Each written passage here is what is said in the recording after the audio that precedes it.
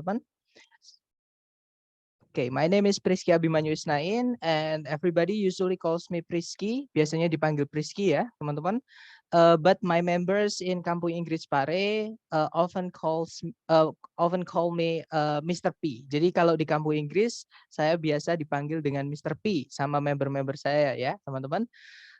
But I do not recommend you to browse my photos on Google using that name. Tapi saya tidak menyarankan teman-teman untuk mencari foto saya di Google pakai nama itu ya, karena nanti yang keluar bukan muka saya, teman-teman. Oke. Jadi feel free to call me anything you want. You can call me Priski or you can call me Mr. P. Just to your heart content. Okay. Kemudian I've been teaching English for around 10 years. Jadi saya sudah sharing bahasa Inggris saya ke teman-teman, ke member-member saya itu kira-kira sudah 10 tahun, teman-teman. But I started teaching TOEFL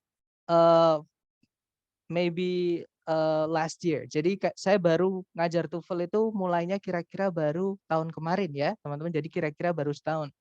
Berarti bisa dibilang saya juga masih belajar seperti itu. Nah, di sini nanti kita belajar bareng ya, teman-teman. Saya akan sharing ke teman-teman yang saya tahu dan nanti kalau teman-teman ada pertanyaan apapun jangan sungkan-sungkan. Oke, just don't hesitate to ask. Jadi jangan sungkan-sungkan untuk bertanya.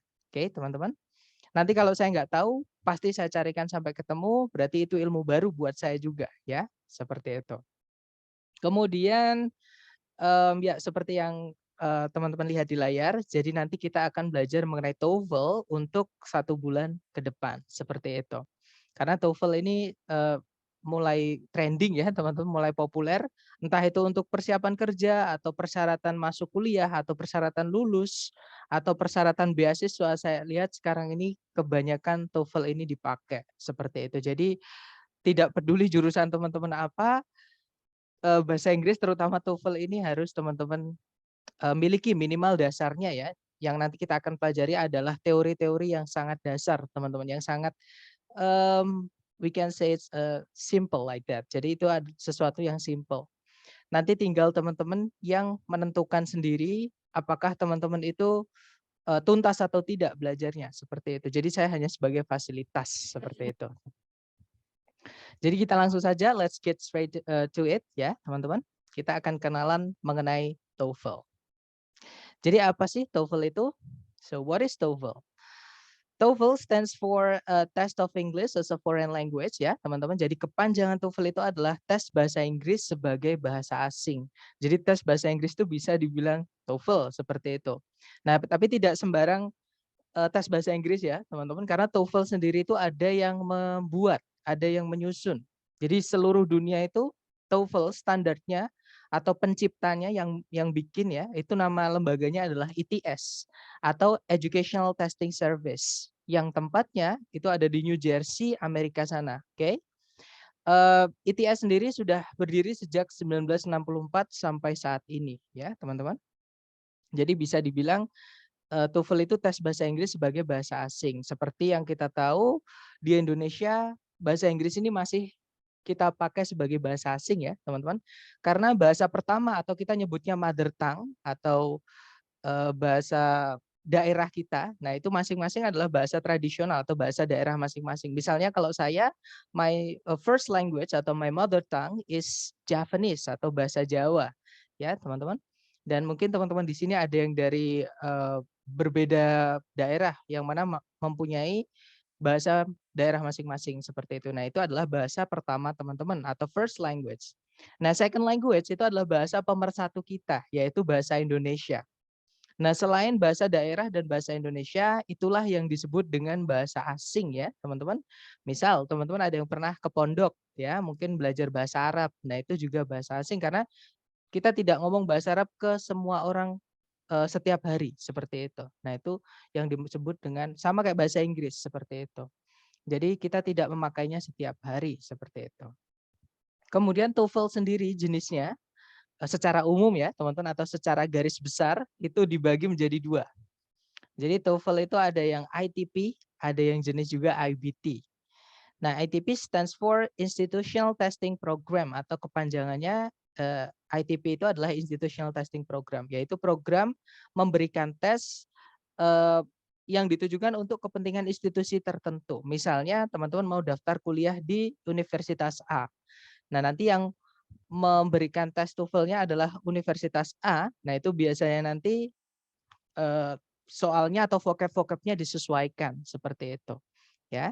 Kemudian skor range di ITP ini itu atau rentang nilainya jika teman-teman nanti salah semua atau misalnya nggak datang nih waktu hari tes, itu teman-teman masih punya skor atau dapat skor yaitu 217. Ini berbeda referensi ya teman-teman. Ada yang bilang 217, ada yang bilang 310.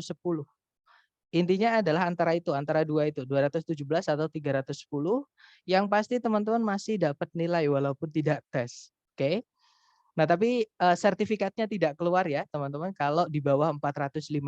Jadi ITS itu hanya memberikan sertifikat tes ketika nilai teman-teman tembus di atas 450, seperti itu. Dan jika teman-teman benar semua atau nilai teman-teman perfect atau sempurna, nah nanti nilainya adalah 677, seperti itu. Nah, untuk ITP sendiri yang diteskan hanya sebatas comprehension atau pemahaman. Jadi seberapa jauh teman-teman bisa memahami bahasa Inggris seperti itu. Jadi hanya sebatas seberapa bisa teman-teman memahami, bukan memakai ya. Jadi makanya saya ngajarnya nanti juga pakai bahasa Indonesia, teman-teman. Takutnya kalau saya pakai bahasa Inggris nanti malah nggak paham karena di TOEFL ini banyak sekali istilah-istilah terutama di latihannya, seperti itu. Kemudian yang kedua ada tes yang namanya IBT atau Internet Based Test. Nah, kalau Internet Based Test ini sangat mirip dengan IELTS, teman-teman. Tapi mungkin IBT ini lebih sulit daripada IELTS. Kenapa? Karena di IBT ini ada strukturnya, ada soal strukturnya. Kalau di IELTS itu tidak ada, teman-teman. Struktur itu hanya sebatas assessment atau kriteria penilaian seperti itu. Jadi bukan diteskan tapi dinilai ketika teman-teman misalkan menggunakan bahasa Inggrisnya, entah disuruh ngomong atau disuruh nulis, nanti dicek grammarnya di situ, seperti itu. Kemudian skor range-nya atau rentang nilainya di IBT ini jika teman-teman tidak hadir atau memang fail, nggak bisa mengerjakan soal sama sekali, itu nanti nilainya benar-benar nol ya teman-teman. Kemudian kalau teman-teman nilainya perfect, untuk IBT itu nanti skornya adalah 120, seperti itu. Dan yang diteskan di IBT itu adalah skill and mastery ya teman-teman. Jadi memang kemampuan teman-teman menggunakan bahasa Inggris. Jadi nanti di IBT teman-teman disuruh ngomong, kemudian disuruh nulis juga dalam bahasa Inggris. Jadi disuruh memakai bahasa Inggrisnya, seperti itu atau praktek. Oke. Nah, untungnya untuk di Indonesia dan beberapa negara Asia, teman-teman, kita masih pakai TOEFL yang ITP. Jadi hanya sebatas pemahaman saja. Seperti itu. IBT ini untuk yang teman-teman misalkan mau ke Eropa atau mau ke Amerika yang negara-negara sekarang menggunakan bahasa Inggris seperti itu. Itu sudah pakainya IBT ya atau IELTS, teman-teman. Tapi kalau untuk Asia itu masih pakai ITP. Kemudian, nah, ITP nanti yang akan kita pelajari 1 bulan ke depan. Jadi ITP itu terdiri dari 3 sesi tes ya teman-teman. Jadi nanti ada 3 tes, ada 3 yang diteskan. Yang pertama, sesi pertama itu adalah listening atau tes mendengarkan ya teman-teman, listening comprehension. Nanti waktu mengerjakan setiap soal di listening itu hanya 12 detik. Memang terlihat cepat sekali kalau teman-teman belum terbiasa ya, tapi kalau sudah terbiasa apalagi kalau teman-teman sudah sering latihan, itu nanti 12 detik akan terasa lama. Jadi sudah hafal. Walah soalnya cuma kayak gini terus, kayak gitu. Karena listening ya soalnya gitu-gitu aja, teman-teman. Nah, nanti jumlah soalnya totalnya ada 50 pertanyaan yang dibagi ke dalam 3 parts di listening itu, yaitu part A, part B, sama part C yang nanti akan kita latih atau kita pelajari di hari ke-11, 12, dan 13, seperti itu. Nah, setelah tes listening selesai, nanti teman-teman akan dihadapkan dengan tes structure atau mungkin kalau teman-teman pernah belajar bahasa Inggris ya lebih familiar dengan sebutan grammar ya, teman-teman atau tata bahasa. Oke, dan structure ini waktunya hanya 25 menit. Total soalnya adalah 40 pertanyaan, seperti itu. Dan 40 pertanyaan itu dibagi menjadi 2 bagian atau 2 parts.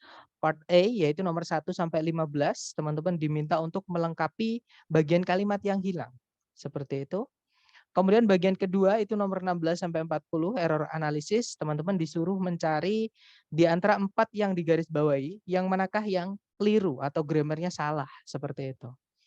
Nah, untuk struktur nanti akan kita pelajari di hari pertama, jadi hari ini ya, teman-teman, sampai hari ke-10, seperti itu. Dan yang terakhir setelah struktur selesai, nanti ketika teman-teman tes akan dihadapkan dengan reading, ya, teman-teman. Dan reading ini waktunya 55 menit untuk mengerjakan 50 pertanyaan. 50 pertanyaan itu nanti akan kita pelajari di hari ke-14 sampai hari ke-19 sebenarnya ya teman-teman, tapi nanti di reading bisa kita rangkum.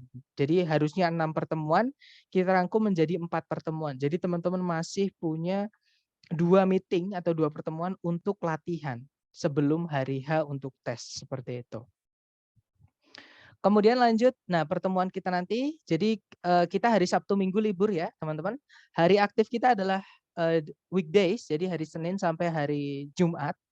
Oke, jamnya jam 3 atau kalau nggak gitu teman-teman bisanya malam ya jam 7, boleh bebas milih salah satu atau boleh datang kedua-duanya juga nggak apa-apa biar lebih paham ya.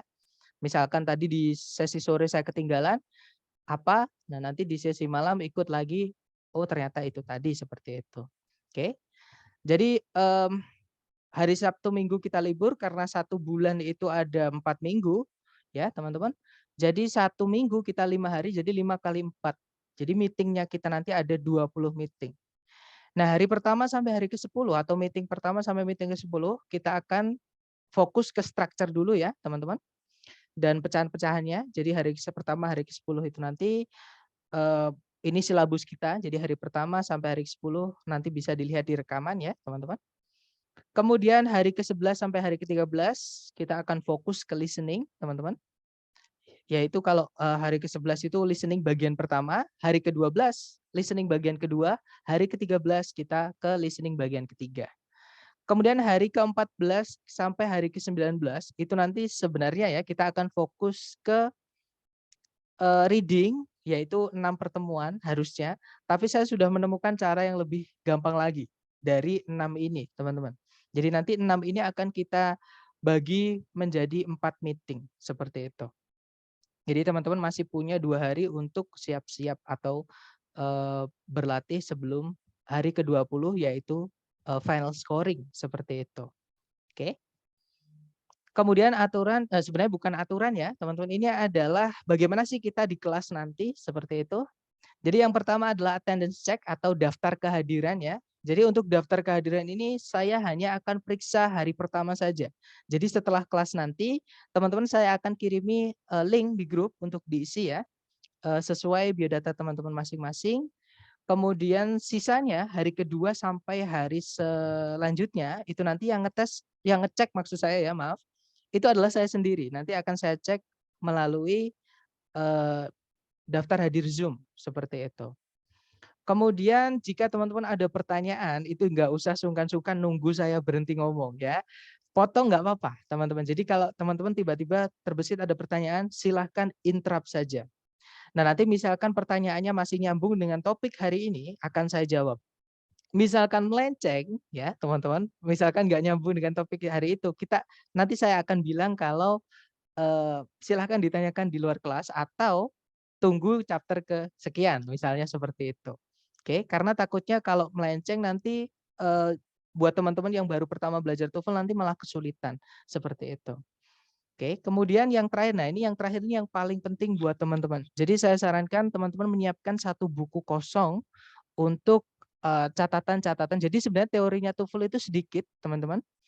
Cuman ada pengecualian-pengecualian atau peritilan-peritilan, informasi-informasi kecil seperti itu yang mungkin nanti teman-teman akan tulis, terutama mengenai vocab. Jadi kunci di TOEFL ini sebenarnya vocab, teman-teman ya. Selama kita tahu vocabnya, untuk mengerjakannya gampang sekali, seperti itu. Tapi kalau teman-teman nggak tahu vocabnya, misalnya masih merasa vocabnya kurang, sama ya, saya juga kurang kok teman-teman. Jadi saya masih belajar ketika saya nonton film atau apa, nemukan vocab baru, pasti saya tulis. Ya, takutnya kalau cuma diingat-ingat, 2 hari, 3 hari, apalagi kalau teman-teman nanti nemu vocab baru lagi, hilang. Oke, Kalau ditulis enak, kalau hilang atau lupa tinggal kita lihat. Tapi kalau nggak ditulis, hilang, ya sudah, hilang teman-teman, nggak akan ingat lagi seperti itu dan sayang seperti itu. Oke. Kemudian yang terakhir monitoring. Jadi seperti yang saya bilang tadi, teori yang saya pakai, teman-teman, teorinya nanti maksud saya metode ya, maaf. Metode di kelas yang saya pakai untuk sharing ke teman-teman adalah teorinya saya usahakan sesimpel mungkin, sesedikit mungkin, teman-teman. Tapi teman-teman nanti akan saya hajar dengan latihan. Jadi saya bom pakai latihan, latihan, latihan. Seperti itu. Jadi biar teorinya langsung dipraktekkan. Jadi bukan hanya teori saja. Bahkan di luar kelas pun nanti teman-teman akan saya sediakan latihan soal. Jadi kalau ada waktu silahkan mengasah pengetahuan teman-teman yang sudah dipelajari di kelas melalui soal tersebut supaya bukan hanya teori ya teman-teman, biar jadi insting ketika nanti benar-benar ngerjakan TOEFL ketika tes nggak perlu mikir lama-lama sudah hafal, sudah tahu, oh ini, ternyata ini, sudah pernah kayak gitu misalnya. Nah nanti ketika teman-teman latihan di luar kelas, menemukan kesulitan apapun, silahkan japri nomor saya melalui WhatsApp ya. Yaitu nomornya adalah 0821 4241 4414. Seperti itu, atau nomor saya yang biasanya mengirim link untuk kelas ya teman, karena setahu saya di grup itu ada empat admin. Ya, yang 3 itu admin lembaga, yang satu itu adalah pengajar yaitu saya, ya teman-teman. Nah itu tadi adalah briefing kita untuk 1 bulan ke depan itu bagaimana sih kelas kita nanti dan apa sih yang akan kita pelajari nanti mengenai TOEFL ya. Nah sebelum saya lanjut ke chapter 1 yaitu mengenai sentencing atau caranya membuat sentence. Mungkin ada pertanyaan dulu nih dari teman-teman. Silahkan teman-teman.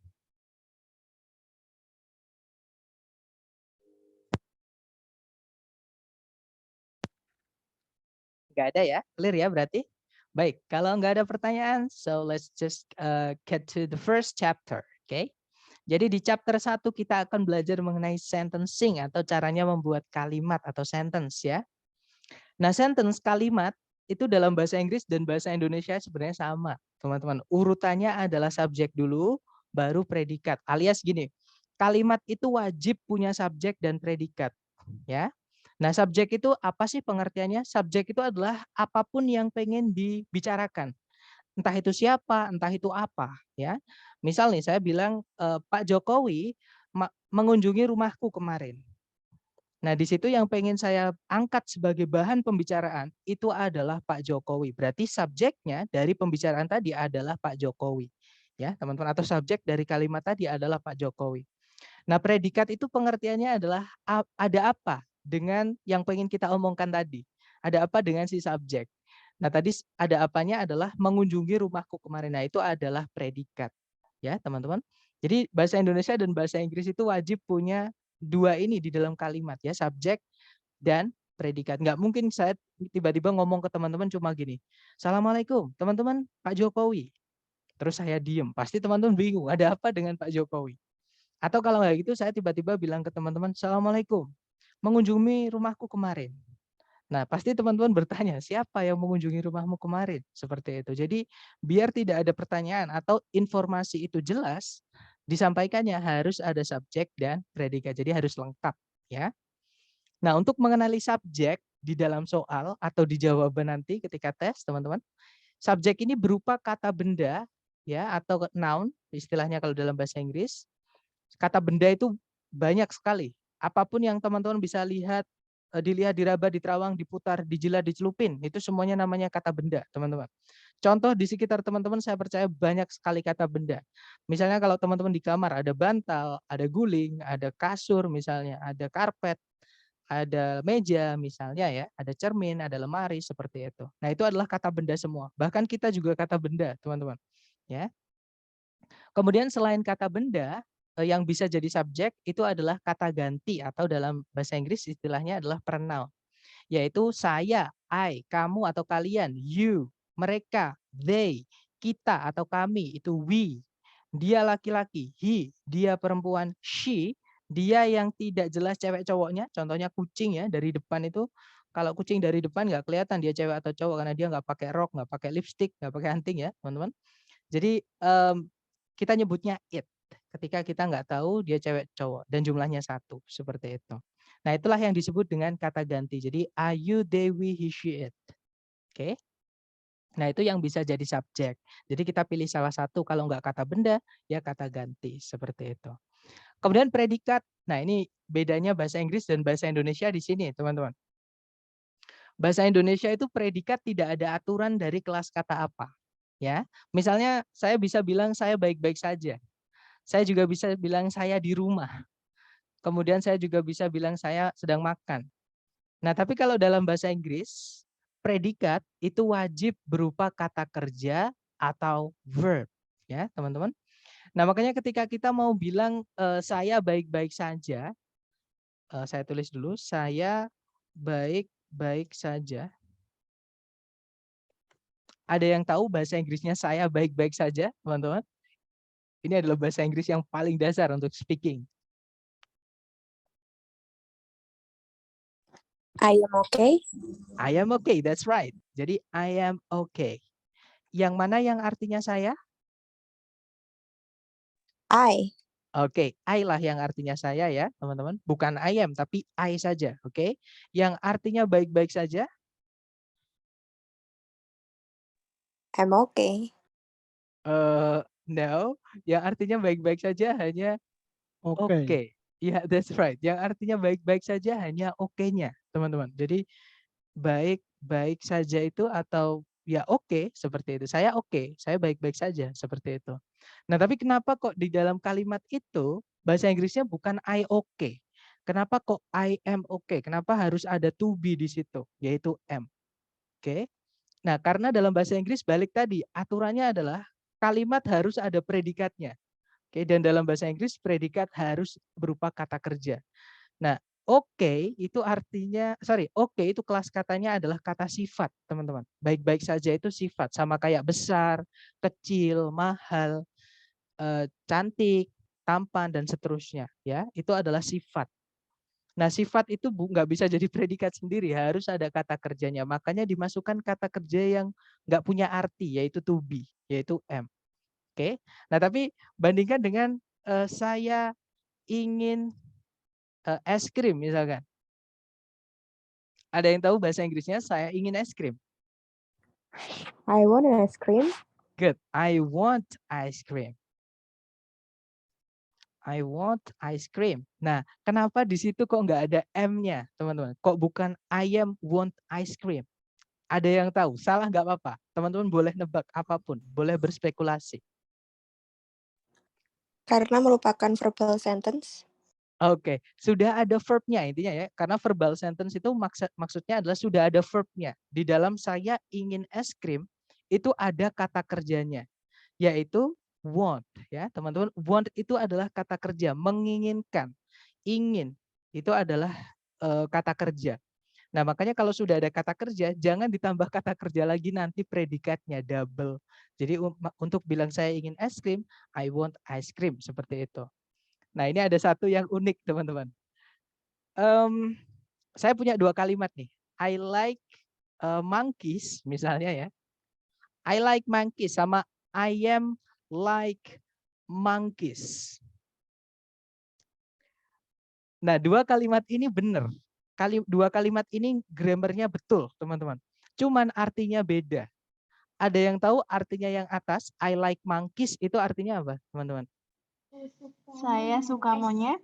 Saya suka monyet ya. Saya menyukai monyet-monyet misalnya seperti itu. Tapi kalau yang bawah, I am like monkeys. Aku seperti monyet. That's right. Aku mirip para monyet seperti itu, atau aku seperti para monyet seperti itu. Jadi padahal sama-sama penggunaan like ya, teman-teman. Sama-sama menggunakan like, cuman mereka beda arti. Nah, hati-hati, ini nggak enaknya bahasa Inggris seperti ini. Bahasa Inggris itu nggak enaknya satu kata artinya lebih dari satu ya. Jadi bahasa Inggris itu banyak, di kamus bahasa Inggris itu satu kata artinya banyak, teman-teman. Selain like misalnya kata date. Date itu kalau kata kerja artinya bisa berasal atau bermula. Oke, berawal seperti itu. Oke. Kalau date kata benda itu bisa kurma, bisa tanggal. Kemudian bisa kencan atau tapi kencan yang kata benda ya. Misalkan saya punya kencan nanti malam. Nah, itu adalah date-nya kata benda.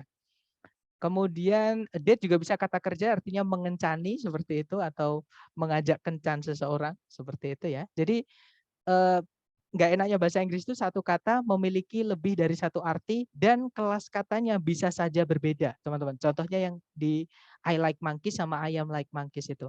Kalau yang atas menyukai, like itu kata kerja. Makanya nggak usah pakai M.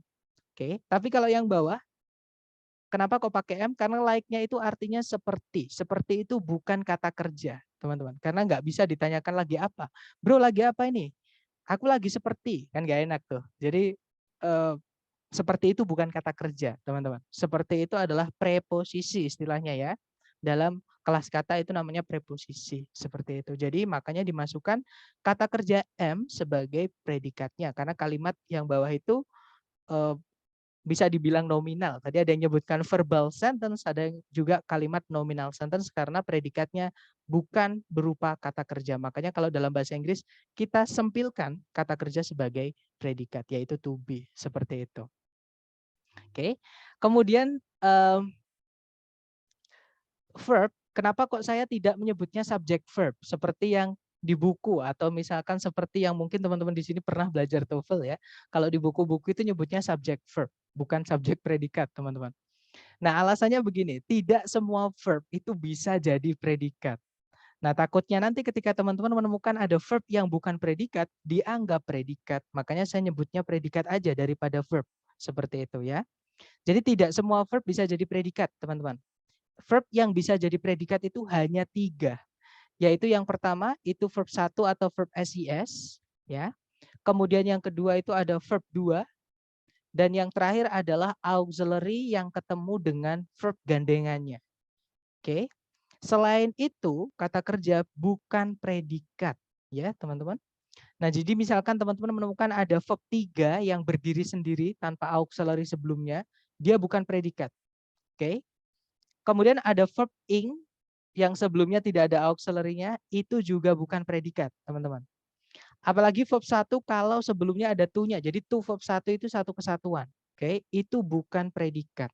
Seperti itu. Jadi teman-teman ingat-ingat yang atas saja ya. Jadi verb 1 atau verb SIS, kalau nggak gitu verb 2 atau auxiliary verb. Itulah yang bisa jadi predikat. Seperti itu. Nah, untuk contoh soal di dalam TOEFL kurang lebih seperti ini ya, teman-teman. Nah, kalau saya tekniknya atau caranya paling gampang itu dicari predikatnya dulu. Karena predikat itu paling gampang ditemukan. Tempatnya pasti di tengah-tengah kalimat seperti itu. Kalau subjek, hati-hati. Subjek itu tidak selalu tempatnya di sebelum predikat ya, teman-teman. Nanti kita akan belajar di chapter keempat kasus yang unik seperti itu. Tapi kita fokus dulu di chapter 1 seperti itu. Jadi kita cari predikat dulu yaitu kata kerja di soal. Nah, pertanyaan saya ke teman-teman, di soal adakah kata kerja sebagai predikat, teman-teman? Ada. Yaitu yang mana? Was. Was packed. Good.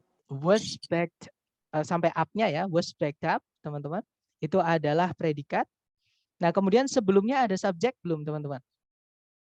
Belum ada. Belum ada ya. Nah, ya sudah berarti di situ kita hanya butuh subjek. Tadi yang bisa jadi subjek kalau nggak kata benda, ya kata ganti. Kita cek salah satu di pilihan A, B, C, D yang manakah kata benda atau kata ganti. Yang alfa ada yesterday, artinya kemarin. Dia adalah keterangan waktu, bukan kata benda atau kata ganti. Berarti alfa bukan, ya teman-teman. Keterangan itu tidak bisa jadi subjek, seperti itu. Kalau yang bravo, nah memang di situ hati-hati ada kata benda the morning. Pokoknya kalau ada the, pasti setelahnya harus ada kata bendanya ya, teman-teman. Nah, di situ kata bendanya adalah the morning. Cuman kalau ada kata benda, sebelumnya ada preposisinya atau kata benda itu terikat dengan preposisi, dia harus digaris satu garis, nggak boleh dipisah satu-satu, teman-teman. Dan fungsinya akan berubah menjadi keterangan. Ya, jadi in the morning ini adalah keterangan waktu, artinya di pagi hari. Jadi teorinya begini, teman-teman. Preposisi itu setelahnya harus ada kata bendanya, ya. Preposisi itu setelahnya harus ada kata bendanya untuk dirubah menjadi keterangan. Oke, kata benda atau kata ganti sebagai objeknya. Jadi object of preposisi seperti itu. Nah, mereka nanti harus digaris satu garis seperti itu dan fungsinya akan berubah menjadi keterangan. Misal contohnya saya punya kata benda tas misalnya, teman-teman. Tas itu adalah kata benda ya. Nah, misalnya kalau saya bilang saya menaruh buku saya di dalam tas.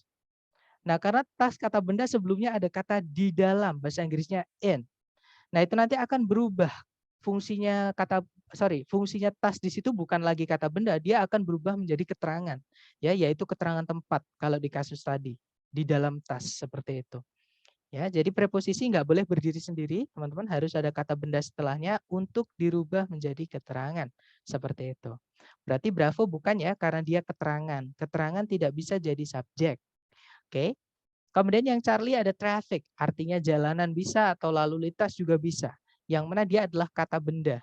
Nah, berarti kita tahan dulu, jangan buru-buru, teman-teman. Kita cek dulu yang delta ya. Kalau yang delta ada cars, mobil, tapi ada S-nya berarti jamak ya. Jadi kalau ada kata benda ditambahi dengan S belakangnya atau ES, itu akan berubah menjadi jamak.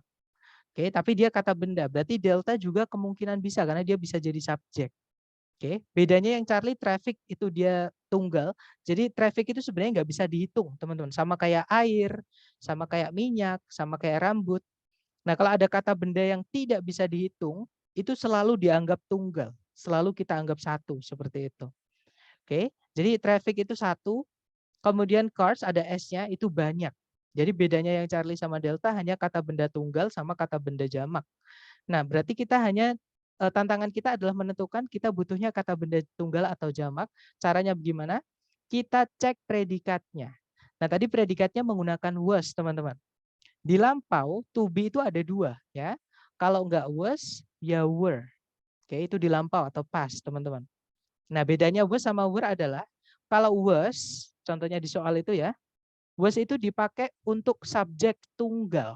Jadi ketika subjeknya jumlahnya cuma satu, itu pakainya was. Tapi kalau subjeknya itu jumlahnya lebih dari satu atau jamak, itu pakainya adalah were, teman-teman. Nah, tadi di soal itu pakainya was. Berarti jawabannya yang Charlie atau yang Delta, teman-teman?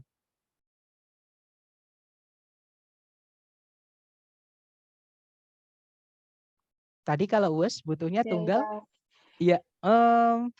Delta atau Charlie? Tadi was di soal pakainya was ya. Was itu, iya, that's right.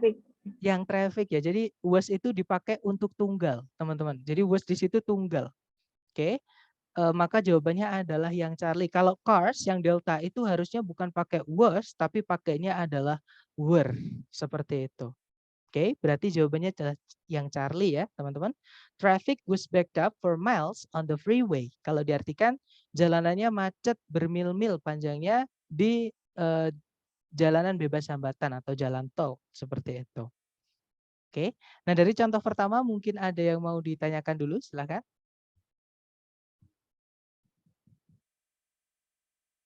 Nggak ada ya, teman-teman. Baik, kalau nggak ada kita lanjut ke contoh kedua. Caranya sama, cari kata kerja sebagai predikat dulu di soal. Tapi jangan buru-buru dulu ya, teman-teman. Seperti yang saya bilang tadi, dalam bahasa Inggris itu satu kata biasanya memiliki lebih dari satu arti dan lebih dari satu kelas kata. Nah, pertanyaan saya nih di soal, teman-teman. Ada nggak kata kerja sebagai predikat? Nggak ada. Nggak ada ya? Oke, good. Nah, berarti teman-teman nggak tertipu dengan kata work di situ. Oke, jadi work itu bisa kata kerja, bisa kata benda, teman-teman. Oke, nah kalau dia kata kerja artinya bekerja atau mengerjakan. Kalau dia kata benda artinya adalah pekerjaan atau pengerjaan. Seperti itu. Yang mana untuk menentukannya kita harus mengecek kata sebelumnya. Nah, kata sebelumnya ada preposisi for yang anggotanya in tadi ya. Jadi for ini temannya in tadi, teman-teman. Oke. Nah, preposisi itu harus ada kata benda setelahnya untuk dirubah menjadi keterangan. Oke, berarti for work ini satu kesatuan, dia adalah keterangan. Keterangan tidak bisa jadi subjek, tidak bisa jadi predikat. Berarti di titik-titik kita butuh predikat. Pertanyaan saya lagi, sebelum titik-titik ada subjek nggak, teman-teman? Ada. Sudah ada ya? That's right. Berarti di situ engineers itu adalah subjeknya, artinya para insinyur. Berarti kita hanya butuh predikat saja. Nah, kebetulan di pilihan A, B, C, D yang bisa jadi predikat itu cuma satu. Berarti jawabannya yang mana, teman-teman? B. Ya, that's right. Jawabannya yang B ya, yang bravo, yaitu or needed, auxiliary verb. Seperti itu. Oke, berarti jawabannya yang bravo. Kalau yang alpha, necessary itu artinya sama dengan important. Kelas katanya juga sama, teman-teman. Artinya penting, kelas katanya adalah kata sifat atau adjektif. Nah, kata sifat tidak bisa jadi predikat. Ya, berarti alpha nggak bisa, karena tadi kita butuhnya predikat, teman-teman. Kemudian yang Charlie ada hopefully. Nah, kalau teman-teman menemukan ada kata yang berakhiran dengan fully seperti ini, berakhiran ly ya, fully seperti ini, fix dia adalah keterangan, teman-teman. Oke. Dan keterangan itu tidak bisa jadi predikat. Kalau yang delta next month artinya bulan depan. Bulan depan itu bisa jadi kata benda, bisa jadi keterangan waktu. Nah, predikat itu cuma bisa jadi kata kerja. Delta nggak bisa berarti ya. Fix jawabannya yang bravo. Nah, nanti kalau dibaca, engineers are needed for work on the new space program. Kalau diartikan, banyak insinyur dibutuhkan untuk pengerjaan program luar angkasa yang baru itu. Seperti itu. Nah, dari contoh kedua tadi, mungkin ada pertanyaan, teman-teman, silahkan. Nggak ada ya? Oke, kalau nggak ada kita lanjut ke contoh terakhir. Caranya sama, coba dicari predikatnya dulu, teman-teman. Di soal ada nggak predikat? Nggak ada. Nggak ada ya? Oke, good. Hati-hati dengan kata going yang tadi saya bilang. Verb ing yang berdiri sendiri sebelumnya tanpa auxiliary itu bukan predikat. Oke, nah verb ing supaya dia bisa jadi predikat, sebelumnya harus ada auxiliary dari keluarganya to be. Oke, berarti di sini tinggal kita masukkan to be saja, teman-teman. Ya, supaya nanti dia bisa jadi predikat. Nah, pertanyaan saya lagi, apakah ada subjek di soal? Ada. Ada ya, the boy. Oke, berarti kita sudah punya subjek. Kita hanya butuh to be saja. Ya, jangan pilih subjek lagi, nanti double teman-teman subjeknya. Oke, berarti cari A, B, C, D yang hanya to be saja, yang nggak ada subjeknya. Kira-kira yang mana jawabannya, teman-teman? D. Ya, that's right. Jawabannya adalah yang D ya, yang delta, yaitu ada to be, teman-teman. Nah, auxiliary itu boleh muncul lebih dari satu. Itu sebelumnya to be ada auxiliary dari modal, yaitu will. Ya, jadi nggak apa-apa. Jadi will auxiliary di dalam predikat itu ada banyak nggak apa-apa ya.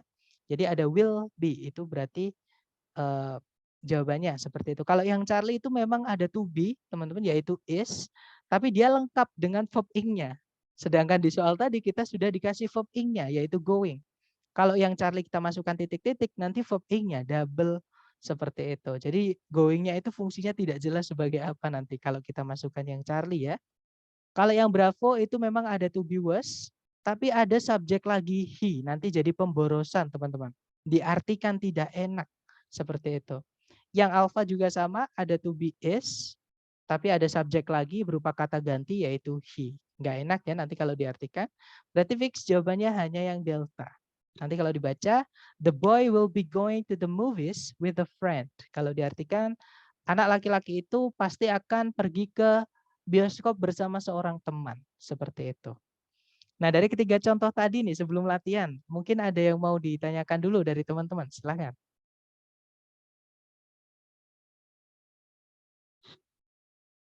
Nggak ada? Oke, kalau nggak ada mari kita lanjut ke latihan. Untuk TOEFL ini semakin teman-teman latihan, jangan takut salah dulu ya. Pokoknya hajar aja latihannya, salah nggak apa-apa karena kita belajar. Nah, di sini ada satu soal, dicoba dulu jangan takut salah. Berarti waktunya 30 detik, dimulai dari sekarang, silahkan teman-teman.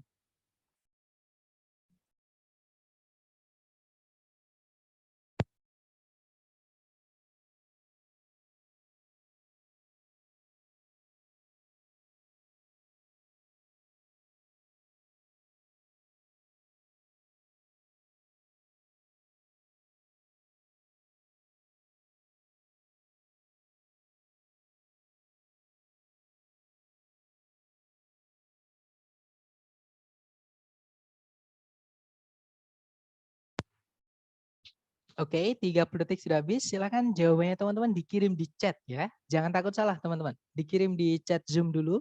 Sedapatnya dulu. Silakan. Oke, dan saya lihat everybody picks Charlie. Dan semuanya menjawab Charlie. Charlie. Baik, oke kita cek bersama ya. Seperti biasa cari kata kerja sebagai predikat dulu di soal. Jadi kalau ditarik dari depan ke belakang di situ ada verb kedua. Nah, verb 2 itu fungsinya hanya bisa jadi predikat, teman-teman. Berarti kita sudah punya predikat ya. Kemudian, nah sebelumnya belum ada subjek. Ya sudah, itu adalah tempatnya si subjek. Cari A, B, C, D yang bisa jadi subjek. Yang alpha ada subjek Colorado, tapi ada kata hubung when. Kita nggak butuh kata hubung ya, teman-teman. Kalau subjek predikatnya di dalam kalimat itu cuma satu. Nah, kita akan belajar kata hubung besok. Kita akan belajar conjunction di chapter kedua ya. Intinya adalah untuk sekarang yang perlu teman-teman pahami, kita nggak butuh kata hubung ketika subjek predikat di dalam kalimat nanti hanya ada satu. Kenapa? Karena nggak akan selesai kalimatnya, teman-teman. Misalnya yang alpha saya masukkan ke titik-titik. When Colorado became a state in 1876. Kalau diartikan, ketika Colorado menjadi sebuah negara di tahun 1876. Nah, pasti teman-teman nungguin atau nanti ada yang bertanya, ada apa ketika Colorado menjadi sebuah negara di tahun 1876? Nah, itu adalah alasan kenapa kita nggak butuh conjunction ketika subjek predikat hanya ada satu. Seperti itu ya. Kalau yang Bravo ada subjek it, tapi predikatnya ada lagi yaitu was, nanti double predikatnya. Bravo nggak bisa, teman-teman. Kalau yang Charlie ada kata benda Colorado, nah berarti kemungkinan yang Charlie bisa. Kita tahan dulu, oke? Kalau yang Delta ada subjek Colorado, tapi ada conjunction which sama kayak yang Alpha tadi, nggak bisa ya yang Delta. Ya sudah berarti satu-satunya jawaban hanya yang Charlie, teman-teman. Nah, nanti kalau dimasukkan ke titik-titik, Colorado became a state in 1876. Kalau diartikan Colorado menjadi sebuah negara di tahun 1876. Seperti itu. Oke, good. Kita lanjut lagi ke number 2. Dicoba dulu, jangan takut salah. 30 detik dimulai dari sekarang. Silahkan teman-teman.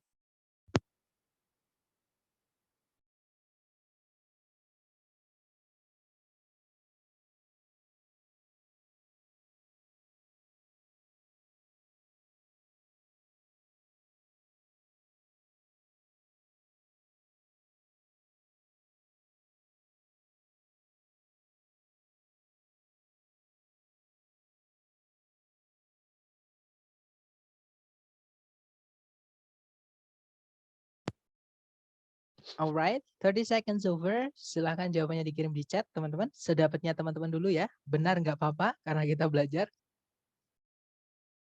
Oke, dan saya lihat semua menjawab alpha. Let's do it together then. Kita cek bersama ya. Di situ nomor 2 kita cari predikat dulu. Kalau ditarik dari depan ke belakang, cari kata kerja sebagai predikat. Hati-hati, image itu kata benda, teman-teman. Artinya gambar ya. Out of itu preposition, kata bendanya clay, stone, dan metal. Berarti itu keterangan semuanya. Oke, berarti kita belum punya predikat di soal. Berarti di titik-titik kita butuh predikat, ya. Nah, karena titik-titiknya di paling depan dan sebelumnya predikat itu harus ada subjeknya, berarti kita juga kehilangan subjek di situ. Berarti cari A, B, C, D yang subjek dan predikat. Kalau yang alpha, the shaping itu adalah kata benda, subjek ya. Nah, tapi tidak ada kata kerja sebagai predikat, teman-teman. Oke, tadi di soal kita butuh subjek dan predikat karena kalimat itu harus punya subjek dan predikat. Berarti yang alpha bukan, karena nggak ada predikatnya, teman-teman. Kalau yang bravo, sculpting the shapes. Nah, verb ing itu sebenarnya bisa jadi subjek, ya, namanya gerund, teman-teman, hanya nama. Jadi verb ing yang berdiri sendiri tanpa auxiliary sebelumnya itu bisa jadi kata benda. Jadi verb tapi nyuri fungsinya kata benda, namanya gerund seperti itu. Tapi nggak ada predikatnya, bravo nggak bisa ya. Kalau yang Charlie to verb 1 itu tidak bisa jadi subjek, tidak bisa juga jadi predikat. Berarti kita nggak punya subjek predikat di yang Charlie. Kalau yang Delta di situ ada kata benda sculptures, artinya para pematung atau para pemahat. Predikatnya adalah verb 1 yaitu shape, artinya membentuk. Ya sudah berarti jawabannya yang Delta ya teman-teman. Nah, nanti kalau dibaca sculpture shape images out of clay, stone, and metal. Kalau diartikan para pematung membentuk gambar-gambar dari tanah liat, batu dan logam seperti itu. Oke, lanjut lagi ke nomor 3. Jangan takut benar. Waktunya 30 detik dimulai dari sekarang. Silakan.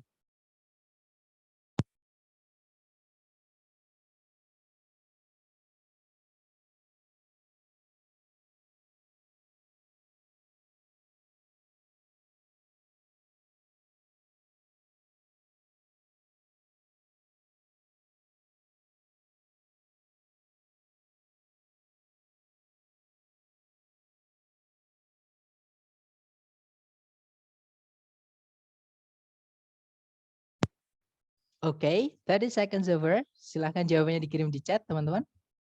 Baik, ada jawaban alfa, alfa, dan saya lihat semua menjawab alfa ya. Kita cek bersama. Cari predikat dulu di soal, kalau ditarik dari depan ke belakang, di situ sama sekali tidak ada kata kerja sebagai predikat. Artinya di titik-titik kita butuh predikat. Nah, karena titik-titiknya di paling depan, dan sebelumnya predikat itu harus ada subjeknya, maka kita juga kehilangan subjek. Jadi cari ABCD yang subjek dan predikat.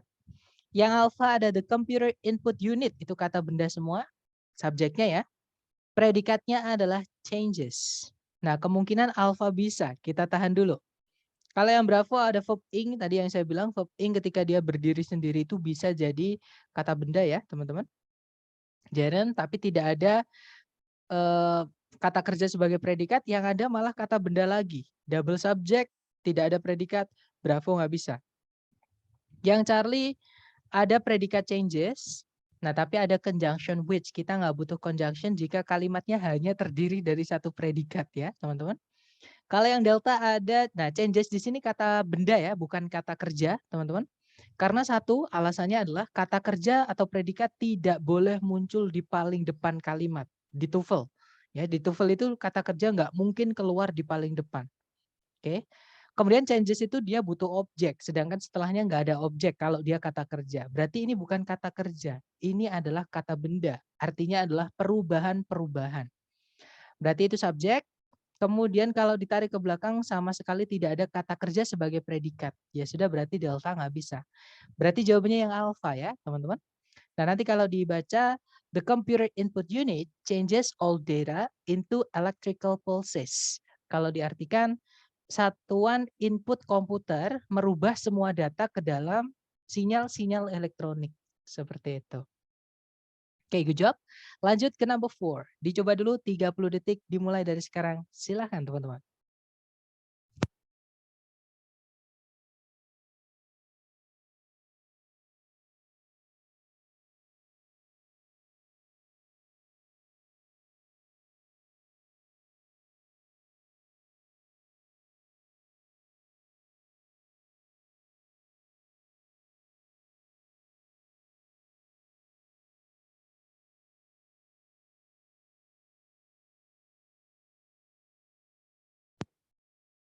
Well, 30 seconds over. Silahkan yang sudah nemu jawabannya.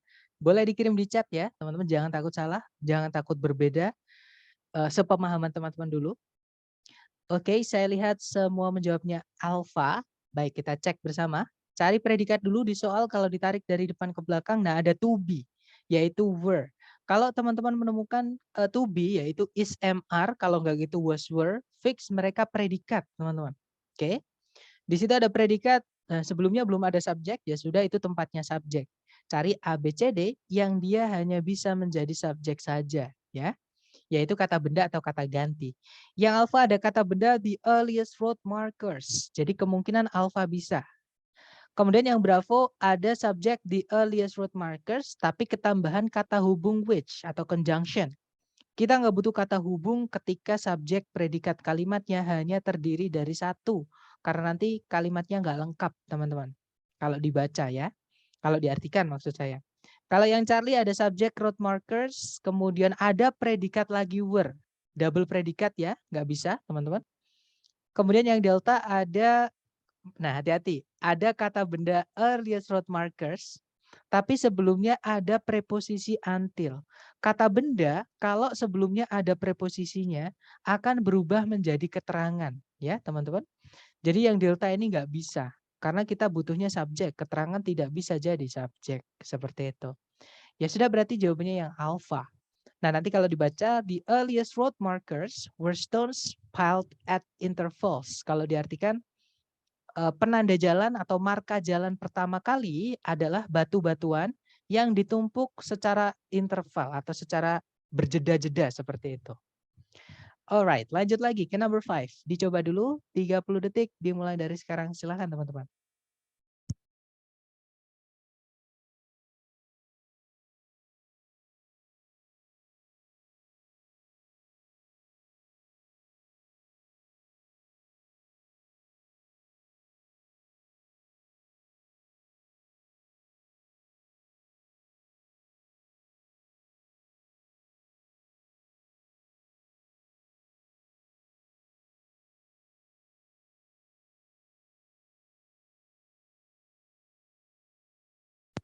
Oke, 30 detik sudah habis. Silahkan jawabannya dikirim di chat, teman-teman.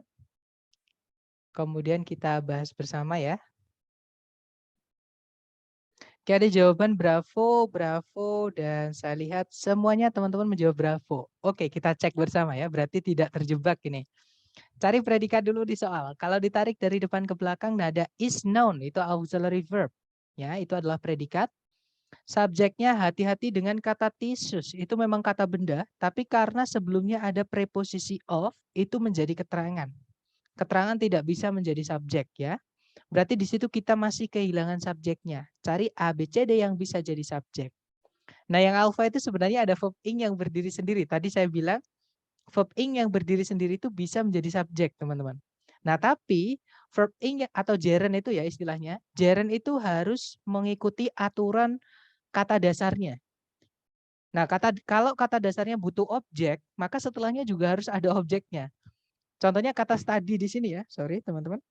Contohnya kata study di sini artinya adalah mempelajari, yang mana mempelajari itu butuh objek. Mempelajari apa? Sedangkan setelahnya tidak ada kata benda, adanya kata sifat, yaitu scientific, artinya ilmiah. Nah, ini nggak bisa jadi objek dari study. Berarti yang alpha ini kehilangan objeknya, tidak selesai seperti itu. Oke? Kalau yang bravo, ada kata benda study di situ ya. Jadi hati-hati, study itu bisa jadi kata kerja, artinya mempelajari atau belajar. Bisa juga artinya penelitian. Jadi study di sini artinya adalah penelitian ya teman-teman. Jadi kemungkinan bravo bisa, kita tahan dulu. Kalau yang Charlie ada to verb 1 itu tidak bisa jadi predikat, tidak bisa jadi subjek. Oke, tadi kita butuhnya subjek maksud saya ya. Kalau yang delta jelas sekali di situ ada predikat lagi ya teman-teman. Dan di situ kita nggak butuh conjunction karena tidak ada subjeknya sama sekali. Berarti delta nggak bisa. Fix jawabannya adalah yang bravo. Oke. Nah nanti kalau dibaca, the scientific study of tissues is known as histology. Kalau diartikan, penelitian ilmiah mengenai jaringan dikenal sebagai histologi. Seperti itu. Oke, good job. Lanjut teman-teman, number 6. Dicoba dulu 30 detik, dimulai dari sekarang. Silahkan teman-teman.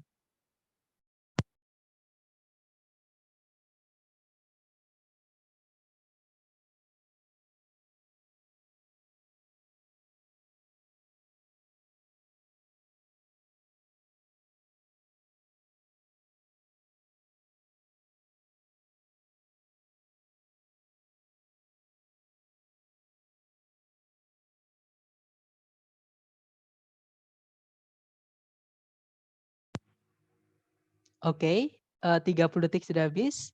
Silahkan jawabannya dikirim di chat ya teman-teman. Dan ada jawaban alfa, alfa, baik alfa, dan saya lihat teman-teman semuanya menjawab alfa. Kita cek bersama ya.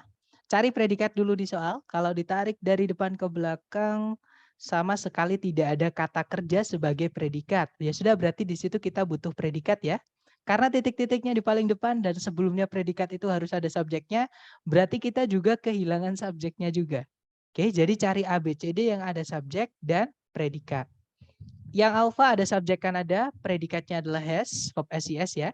Jadi kemungkinan alfa bisa, kita tahan dulu. Yang bravo having kan ada itu subjek gerund ya, tapi nggak ada predikatnya. Bravo nggak bisa.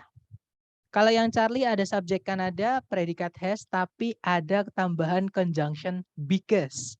Kita nggak butuh conjunction jika subjeknya cuma satu yaitu Kanada dan predikatnya juga cuma satu yaitu has. Nggak bisa ya, nanti nggak selesai kalimatnya. Kalau yang delta sama, delta itu ada subjek kan ada, predikatnya is having tapi ada conjunction that. Yang mana kita nggak butuh conjunction jika subjek predikat hanya ada satu.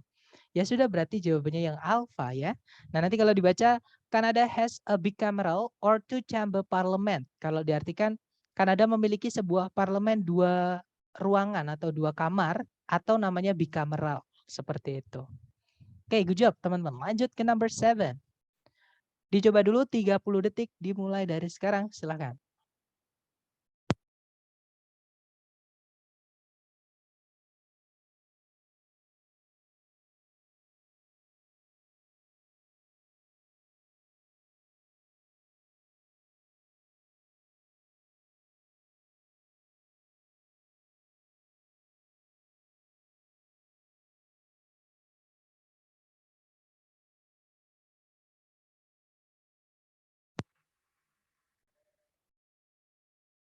Oke, 30 seconds over.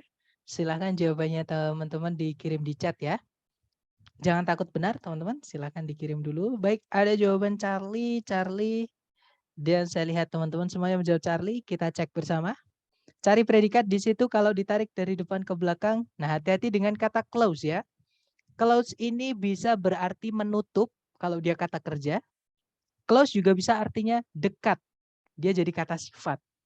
Nah, untuk mengetahui apakah artinya menutup atau dekat, kita harus tahu dulu penggunaan masing-masing. Jadi close misalnya teman-teman artinya menutup. Nah, menutup itu nggak bisa. Kita hanya bilang saya ingin menutup. Terus titik nggak bisa. Pasti harus ada objeknya. Menutup apa? Seperti itu. Jadi setelahnya close itu harus ada objeknya kalau dia kata kerja ya. Jadi kita cek apakah setelah close itu ada kata benda sebagai objek atau tidak. Ternyata setelah close itu dia ditabrak sama preposisi yaitu to. Yang mana preposisi diikuti kata benda ini berubah menjadi keterangan. Keterangan tidak bisa jadi objek, teman-teman. Subjek dan objek itu sama, hanya beda tempat aja. Yaitu kata benda atau kata ganti, seperti itu. Bukan kata keterangan ya. Nah, berarti close di situ artinya bukan menutup. Karena nggak ada kata benda setelahnya. Close di situ berarti artinya dekat. Dia adalah kata sifat, ya, teman-teman. Berarti kalimat ini belum ada kata kerja sebagai predikat. Kita kehilangan predikat. Di depan sendiri ada subjek yaitu muskrats. Itu sejenis hewan pengerat, teman-teman. Sejenis tikus ya, atau kita bisa bilang tikus rawal seperti itu. Nah, jadi kita hanya butuh predikat saja. Cari ABCD yang bisa jadi predikat saja, oke? Yang alpha verb ing yang berdiri sendiri tanpa to be sebelumnya tidak bisa jadi predikat. Alpha nggak bisa. Kalau yang Bravo di situ ada predikat are staying, tapi ada subjek they, double subjek ya, teman-teman, pemborosan.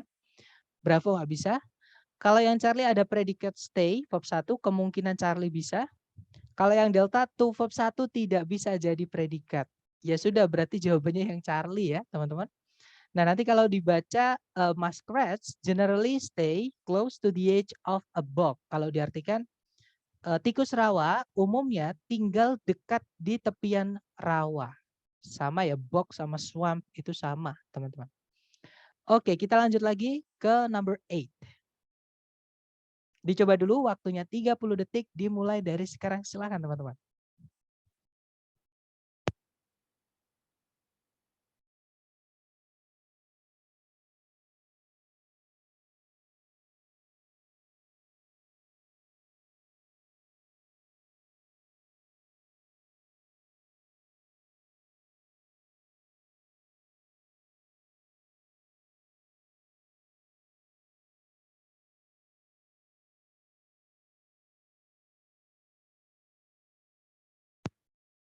Oke, 30 seconds over. Silahkan jawabannya teman-teman dikirim di chat ya. Kemudian kita bahas bersama, silahkan.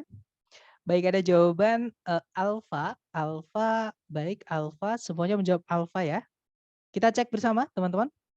Di situ cari predikat dulu di soal. Kalau ditarik dari depan ke belakang, ada kata date, itu verb SES ya. Jadi itu bukan kata benda, itu adalah kata kerja teman-teman. Kayak artinya berasal atau berawal seperti itu. Nah, sudah ada predikat tapi belum ada subjeknya ya sudah di situ berarti kita kehilangan subjek. Cari ABCD yang bisa jadi subjek. Oke. Yang alpha the modern circus, kemungkinan alpha bisa. Kita tahan dulu. Yang Bravo ada subjek the modern circus juga tapi ada kata hubung atau conjunction that. Kita nggak butuh conjunction jika subjek dan predikat hanya ada satu, ya. Bravo nggak bisa. Kalau yang Charlie ada subjek the modern circus sama ada conjunction well. Kita nggak butuh conjunction. Delta juga sama, ada subjek modern circus tapi conjunction that. Kita nggak butuh conjunction. Ya sudah, berarti jawabannya yang alpha ya, teman-teman. Nah, nanti kalau dibaca, the modern circus dates from the end of the 18th century. Sirkus modern berasal atau berawal dari akhir abad ke-18. Seperti itu. Oke, next ke number 9. Dicoba lagi. Waktunya 30 detik dimulai dari sekarang. Silakan teman-teman.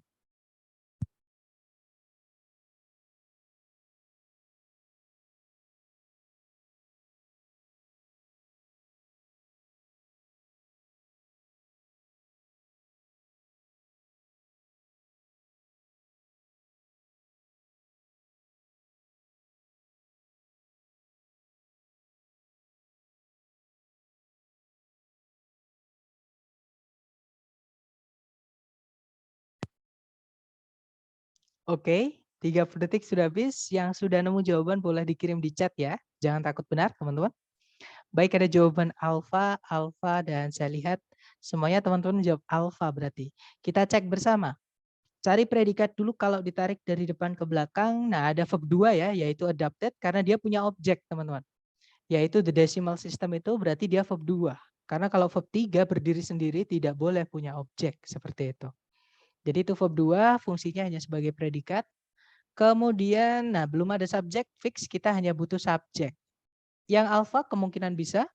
Yang bravo ada conjunction when-nya sama kayak yang Charlie ya, ada conjunction which. Kita nggak butuh conjunction jika subjek dan predikat hanya ada satu seperti ini. Kalau yang delta ada predikat lagi yaitu was, double predikatnya nanti. Oke, delta nggak bisa fix, jawabannya berarti yang alpha ya. Nanti kalau dibaca, Canada adopted the decimal system of coinage in 1867. Kalau diartikan, Kanada mengadopsi sistem desimal dari coinage di tahun 1867. Seperti itu. Oke, terakhir teman-teman, number 10. Dicoba lagi, jangan takut salah. 30 detik dimulai dari sekarang, silakan.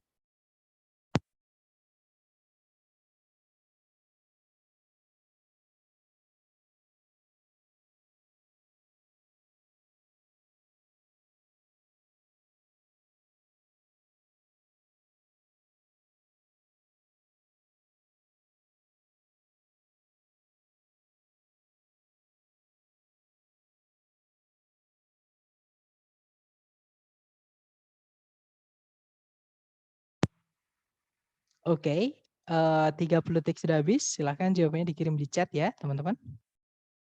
Baik, ada jawaban bravo, bravo, dan saya lihat teman-teman semuanya menjawab bravo. Kita cek bersama, cari predikat di soal, hati-hati like itu bukan kata kerja ya teman-teman.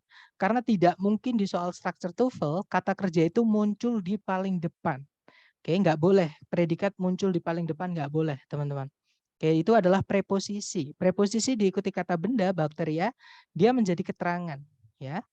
Kemudian, nah di situ belum ada kata kerja sebagai predikat. Ya sudah, berarti di titik-titik kita butuh predikat. Subjeknya adalah kata benda yaitu protozoans. Oke, berarti kita hanya butuh predikat saja. Cari ABCD yang bisa jadi predikat. Yang alpha verb ing yang berdiri sendiri tanpa to be sebelumnya tidak bisa jadi predikat. Alpha nggak bisa.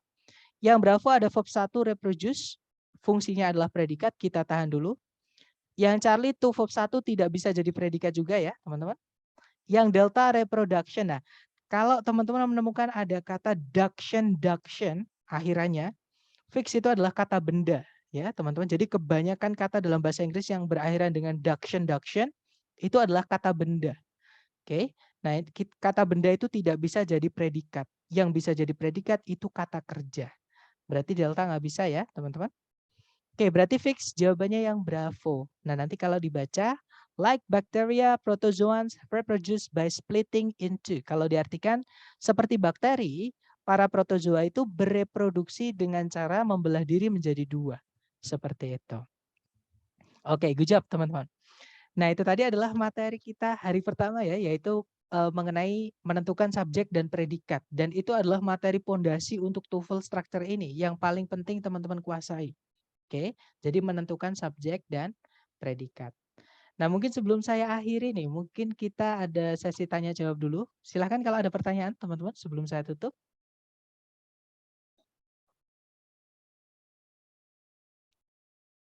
Nggak ada ya. Jadi nanti teman-teman akan saya kirimkan link untuk mengakses latihan soal dan PPT-nya. Kalau teman-teman mau mendownload PPT-nya ya. Oh, silakan Miss atau Mister, silakan. Kalau mau bertanya. Apakah harus menguasai 16 tenses? Alright, good question. Apakah harus menguasai 16 tenses? Jawabannya tidak, teman-teman. Tenses yang teman-teman perlu ketahui hanyalah membedakan lampau atau past dengan present saja. Jadi dua itu saja. Present sama past saja. Oke, untuk continuous, untuk perfect continuous tidak perlu dihiraukan. Oke, jadi teman-teman hanya perlu membedakan lampau dan present saja. Seperti itu. Kalau 16 tenses enggak, di TOEFL tidak pernah ada kasus yang menanyakan tesis, teman-teman. Seperti itu. Kak, gimana cara membedakan countable dan uncountable? Tadi kalau uncountable itu kan dianggap tunggal, mohon penjelasannya lebihnya. Oke, good question. Nah, bagaimana sih cara membedakan atau menentukan kata benda itu apakah dia tunggal ataukah dia jamak?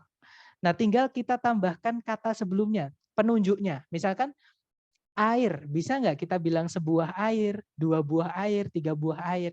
Kalau nggak bisa kita tambahkan 1, 2, 3 atau jumlah di sebelumnya, nah berarti itu kata bendanya tidak bisa dihitung.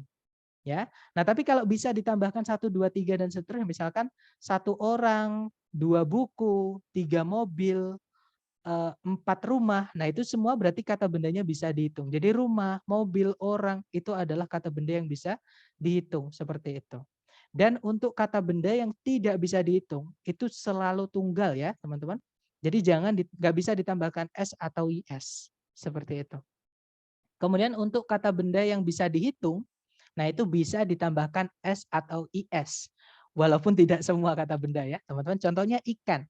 Ikan itu tunggal atau jamak, itu tetap fish, teman-teman. Rusa itu tunggal atau jamak, tetap deer.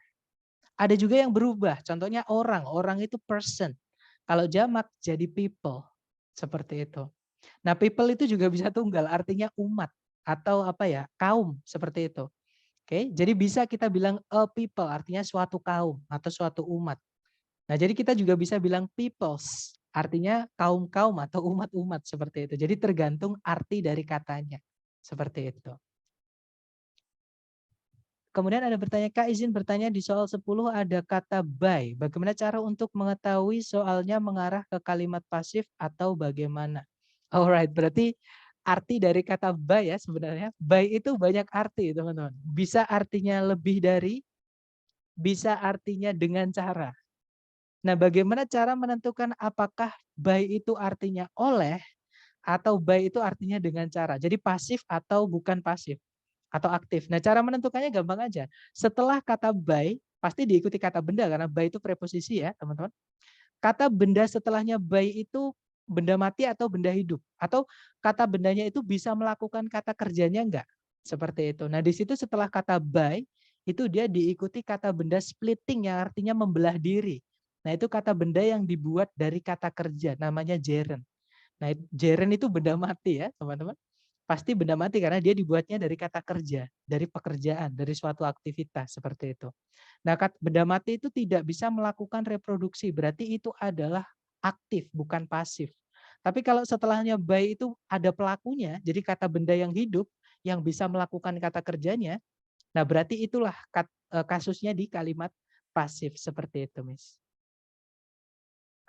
Oh ya, misalkan penjelasan saya masih bingung, teman-teman bilang ya. Misalnya, Sir saya masih bingung. Itu teman-teman bilang karena santai aja ya. Jadi teman-teman kalau bertanya dan jawaban saya kurang memuaskan, tolong teman-teman sampaikan seperti itu. Gimana, dapat teman-teman dari penjelasan saya tadi?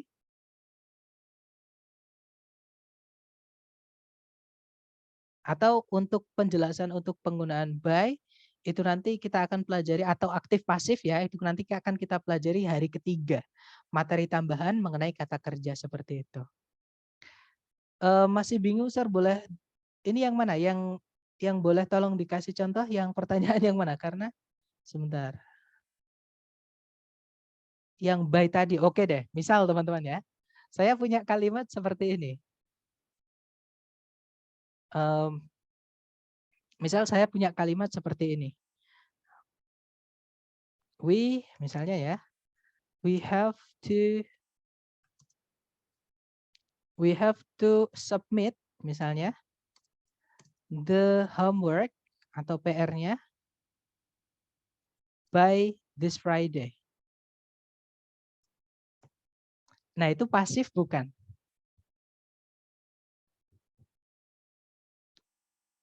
Atau gini pertanyaan saya ya, jadi saya arahkan, setelahnya by itu kata benda hidup atau kata benda mati, teman-teman? Hari Jumat ini itu kata benda hidup atau kata benda mati? Mati. Benda mati ya. Benda mati tidak bisa melakukan submit, tidak bisa mengumpulkan. Namanya aja hari Jumat, masa hari Jumat mengumpulkan? Seperti itu. Berarti ini bukan masalah aktif pasif ya. By di sini artinya bukan oleh, tapi artinya adalah sampai atau paling lambat seperti itu. Oke, jadi ini kalau diartikan kita harus mengumpulkan PR-nya sampai Jumat ini seperti itu. Nah, tapi kalau misalkan pasif itu pasti nanti setelahnya by diikuti oleh kata benda yang bisa melakukan kata kerjanya atau pelakunya ya nyebutnya. Jadi contohnya adalah misalnya the car was bought misalnya by Mr. Henry. Nah, pertanyaan saya Mr. Henry atau Pak Henry itu benda hidup atau benda mati? Benda hidup. Benda hidup ya. Nah, makanya inilah cara membedakannya. Berarti ini bisa melakukan pembeliannya. Nah, inilah kasus pasifnya. Jadi by ketika dia penanda kalimatnya pasif adalah ketika setelahnya diikuti kata benda hidup. Seperti itu. Karena by ini artinya banyak ya, teman-teman. Bisa artinya dengan cara yang tadi, yang di nomor 10 ini. By juga bisa artinya oleh. Jadi pelakunya. Jadi setelahnya pasti diikuti oleh kata benda yang bisa melakukan kata kerja yang sebelumnya disebutkan. Seperti itu. Tapi kalau by-nya itu diikuti kata benda yang tidak bisa melakukan kata bendanya atau benda mati ya kalau saya nyebutnya. Ya sudah berarti itu bukan pasif, bukan kasus pasif. Tapi itu bukan artinya oleh, tapi artinya dengan cara. Seperti itu. Atau di sini by this Friday itu paling lambat Jumat ini atau sampai Jumat ini. Seperti itu. Nah, kalau dari contoh gimana, Miss? Dapat nggak kalau saya menjelaskannya pakai contoh seperti ini? Oke, dapat ya. Nice. Kemudian Kak, kalau 2 glasses of water itu jamak. Ya, that's right. 2 glasses of water itu yang diomongin bukan airnya ya, tapi yang diomongkan adalah gelasnya. 2 gelas air, seperti itu. Oke, bukan 2 air atau bukan 2 air gelas, bukan. Nah, 2 gelas air itu entah gelasnya ada airnya, entah enggak, itu enggak masalah. Karena yang diomongin adalah gelasnya, seperti itu. Oke, jadi kalau saya mau bilang 2 gelas air di atas meja, itu 2 glasses of water are, jadi pakainya are ya, are on the desk atau are on the table, seperti itu. Oke, jadi yang dihitung itu adalah gelasnya, bukan airnya. Yang dihitung gelasnya itu ya.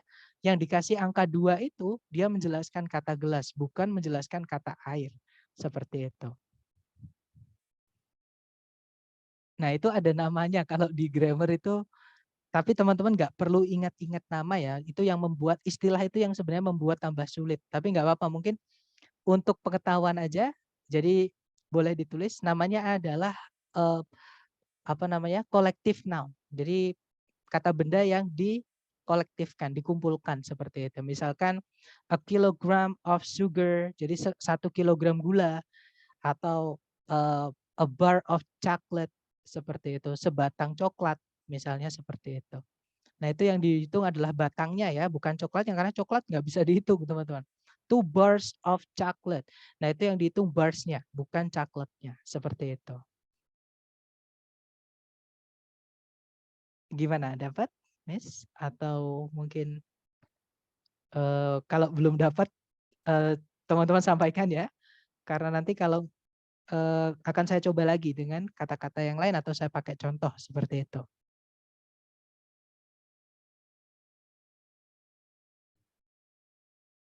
Gimana? Ada pertanyaan lain, teman-teman? Silahkan.